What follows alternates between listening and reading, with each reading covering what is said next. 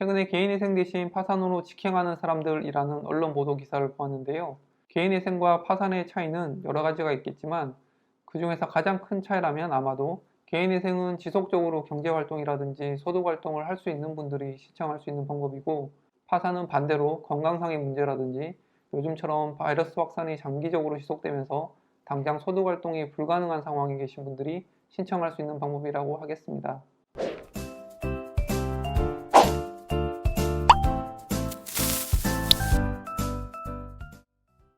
이번 시간에 다룬 개인회생에 이어서 이번 시간에는 개인 파산에 대해서 다룰 텐데요. 역시나 개인 파산 제도에 대한 설명이나 절차 등은 다른 많은 영상들이 있으니 그걸 참고하시고, 저는 질문받은 것들 중에서 도움이 될 만한 것들을 추려서 영상으로 올려드리겠습니다. 자, 그럼 개인 파산 관련 첫 번째 질문을 보겠습니다. 개인 파산 후 대출금 내역 삭제가 되지 않고 있는데 어떤 이유일까요? 라는 질문인데요. 보통은 개인 파산 면책 결정을 받으셨다면 채무 기록은 삭제가 되는데요. 만약 면책 결정을 받았음에도 채무 기록이 삭제가 되지 않았다면 면책 결정문을 발급받아서 해당 채권자에게 채무를 면책받았다는 사실을 알려주고 채무 기록을 삭제시켜달라고 요청을 하시면 됩니다. 그리고 파산 채권자 목록에 없는 채권이라면 면책 확인회소 또는 청구 이의소를 통해서 면책을 받으셔야 하는데, 이때는 누락된 채권이 고의로 누락된 것이 아니어야 합니다. 고의 누락의 경우에는 면책에서 제외됩니다. 다음 질문은 어머니가 개인 파산을 받으신 후 몇 개월 정도가 지난 상태에서 지인의 돈을 빌려서 집을 구매하신다고 하는데 이 경우 혹시 문제가 될까요? 라는 내용인데요. 개인 파산을 신청하신 후에 면책을 받았다고 하더라도 면책 결정 이후 급격한 소득 및 재산 변동은 채권자들에게 사기 파산죄로 고소를 당할 수 있는데요. 부동산을 구입한 후 법원의 직권 또는 채권자들의 요청에 의해서 자금 출처를 소명해야 할 경우가 발생한다면 어머님께서는 부동산 구입 자금에 대한 출처를 소명하셔야만 합니다. 만약 자금 출처를 소명하지 못한다면 사안에 따라서 사기파산죄로 처벌을 받을 수도 있고 면책 결정이 취소될 수도 있는데요. 반대로 주택 구입 자금에 대한 자금 출처를 명확히 밝힐 수만 있다면 어머님 명의로 주택을 구입하는 것은 아무런 문제가 되지는 않습니다.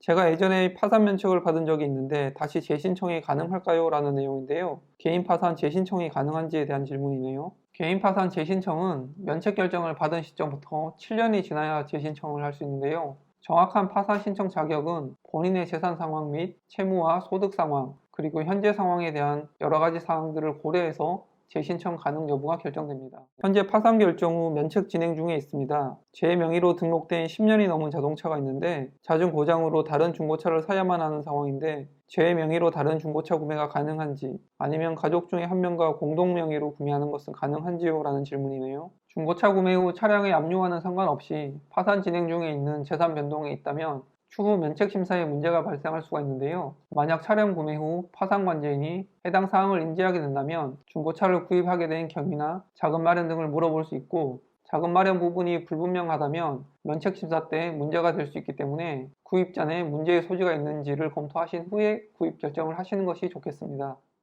자, 다음 질문으로는 부모님이 사업 때문에 빚이 많아지셔서 현재 파산 신청을 해야만 한다고 합니다. 그런데 현재 어머니 명의로 된 2억 5천만 원짜리 집이 하나 있는데 그 중에 1억 3천이 대출금으로 파산 신청을 하시기 전에 이 집을 자녀인 저에게 명의 이전을 해야만 한다고 하시는데 이게 혹시 문제가 되지는 않나요? 라는 내용인데요. 파산 신청 후의 명의 이전은 부모님의 파산 절차에 문제가 될 수가 있고, 파산 신청하기 이전에 재산을 이전하는 경우에는 이 행위는 채권자에게 해를 끼치는 사회행위에 해당하게 됩니다. 추후에 파산관계인이 부인권을 행사하여 재산을 원상 회복시킬 수가 있고, 또 현재 채무가 많으신 부모님이 집 대출금을 매달 상환하셔야 하는데 명의 이전된 상태에서 상환이 안 되어 연체가 된다면 1억이 넘는 빚이 자녀분에게 떠넘겨질 수 있기 때문에 본인의 명의를 빌려주는 것은 위험할 수 있다는 것을 인지하셔야 합니다. 그리고 집을 자녀분 명의로 이전하는 데 따른 증여세도 발생하기 때문에 좋은 방법은 아니라고 보여집니다. 자, 오늘은 개인 파산 관련 질문 몇 가지를 다뤄봤는데요. 다른 내용이 더 궁금하시거나 질문이 있으신 분들은 아래 저희 카페에 남겨주시면 답변을 드리거나 영상으로 답변 드리도록 하겠습니다.